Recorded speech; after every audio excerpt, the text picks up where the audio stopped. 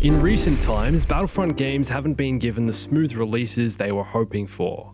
Instead, they've been the height of controversy, bad press, and it's a credit to the amazing work of the developers who pushed new content into the games to make up for the bad launches and maintain a consistent player base. Since launch, Battlefront 2 has received lots of Clone Wars content, Geonosis, Felucia, Droidekas, Obi-Wan, Anakin, General Grievous, Count Dooku, and much more, and with the Rise of Skywalker content releasing at the end of 2019, it's hard to see a Battlefront 3 game being announced anytime soon.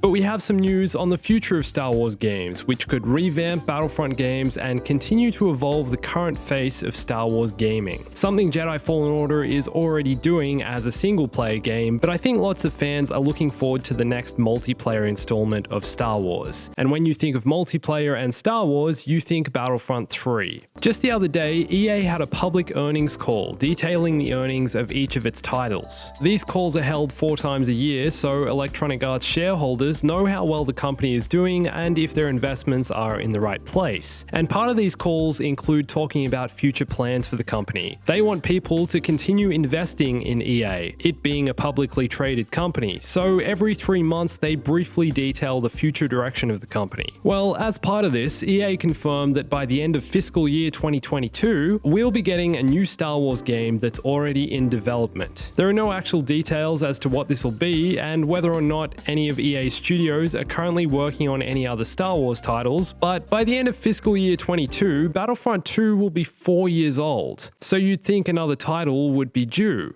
Perhaps. During the earnings call, Andrew Wilson, the CEO of Electronic Arts, talked about EA's future plans with Disney. He commented on how, although The Rise of Skywalker releasing this year is the last in this set of films, Disney have talked about having extraordinarily robust plans around the Star Wars franchise over time. EA's expectation is that in partnership with Disney, they'll get the benefits of the ongoing plans around the continued development and provision of great content experiences for Star Wars fans for many years to come, which is some big news, basically meaning Disney and EA have more future plans for new Star Wars gaming experiences. Remember all the way back in 2013, EA and Disney signed a deal to give EA exclusive rights to make Star Wars games for the indefinite future. That was over 6 years ago, and since then, EA have only released 3 major AAA Star Wars titles, being Battlefront, Battlefront 2, and Jedi Fallen Order. So basically one every 2 years, with Star Wars Galaxy of Heroes being an EA mobile title, and The Old Republic released in 2011 before the Disney partnership. Old Republic is made by BioWare, who partnered with EA back in 2007. Now, also during this earnings call, Blake J. Jorgensen, EA's Chief Operating Officer and Financial Officer, commented on other Disney partnership titles, Star Wars stuff that might drop into fiscal year 22 or maybe even earlier, meaning these projects are likely already in development. He also said EA are highly engaged around the Disney license,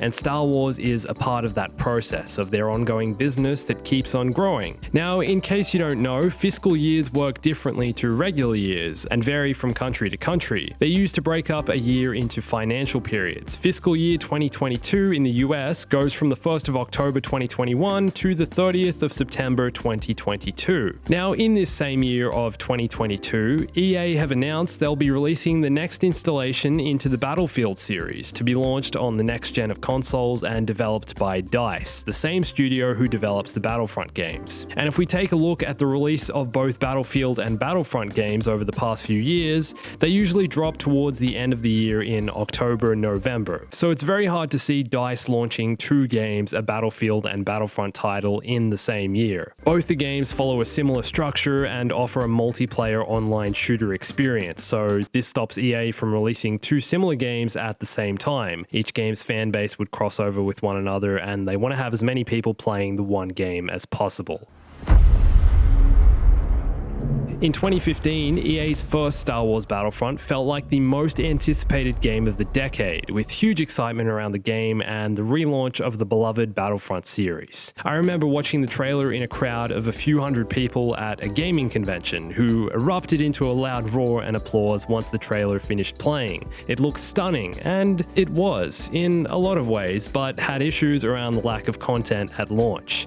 Only 4 large-scale maps, and even though they were incredibly detailed and like nothing we'd seen before, possibly the most detailed Star Wars gaming experience at the time, lots of people complained and boycotted the game, wouldn't play it because of the lack of content or got bored of it quickly and moved on, which was disappointing. So EA pushed into 2017 with Battlefront 2, which was set to right the wrongs of the first game. But I'm sure lots of you remember Battlefront 2 launched with the loot box controversy. Now the game has evolved tenfold from this with all the updates and new content I mentioned earlier, but so many fans are still waiting for a Star Wars game that captures the magic of what the original Battlefront games brought to Star Wars gaming. So what is the likelihood of this upcoming Star Wars title being a Battlefront game? Well, there's a few things we need to consider when asking this question. It seems EA have no plans of stopping development and updates into Battlefront 2. Ever since even before the Clone Wars content started releasing in 2018, Battlefront 2's player base has been consistent and loyal, and has even brought players back to the series with additions such as the Droideka and Geonosis. Experiences I'm sure lots of people were really looking forward to, and this seems to be continuing. We've got the Rise of Skywalker content coming at the end of 2019, so I'm assuming there's going to be more to follow. EA changed their business model with Battlefront 2.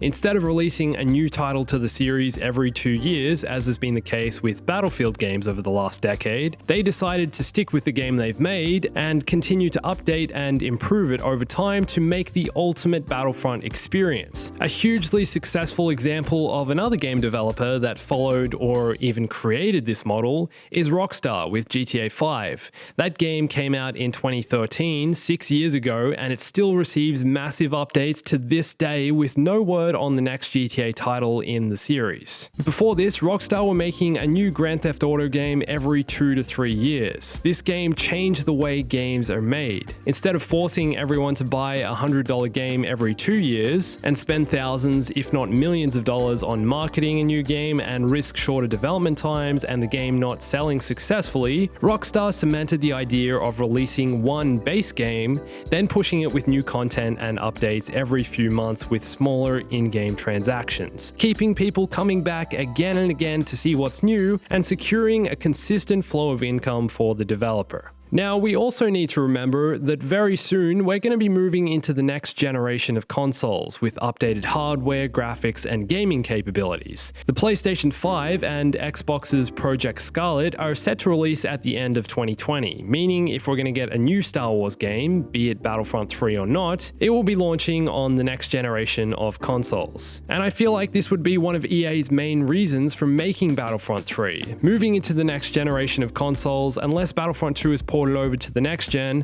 the game is eventually going to become outdated and stale. This is inevitable. Once updates stop pulling in numbers, not enough people playing, and there's a consistent decline in the player base, which I'm sure is something EA planned for, Battlefront 3 will most likely start coming into the discussion. And I feel like this will be likely for the next generation of consoles. And that's even if Battlefront 3 is the direction they choose to take. They could consider an entirely new online Star Wars experience, or somehow evolve Battlefront into something new. Only time will tell. But as the EA executives mentioned, Disney has lots of future plans for the Star Wars franchise. Already, we're seeing more of what's to come with The Mandalorian, the Obi-Wan series, a Cassian Andor series, Galaxy's Edge theme parks, but after The Rise of Skywalker, there's not going to be another Star Wars movie until 2022, which feels like a long time to wait in recent years for a new film. And every new Star Wars title or film or TV show adds more to the ever-expanding Star Wars universe and lore. So when making a Star Wars game, this gives developers a lot of ground to cover, and a lot needs to be considered for what Star Wars eras, planets, and characters are added to each game. A tough choice for developers, and they're never going to be able to satisfy everyone, especially as Star Wars continues to grow. Battlefront 1 launched with only original trilogy content, and I personally was pleasantly surprised Battlefront 2 covered all three eras, original trilogy, prequel, and sequel when it came out. So by the time this new Star Wars game releases, there's going to be a lot more Star Wars content to consider for a new game. The Skywalker saga will be complete, and I feel EA will have trouble deciding on what to include in the game. Will they be covering content from the several new streaming series released over the next few years, or will they be going into content from the new film to release in 2022,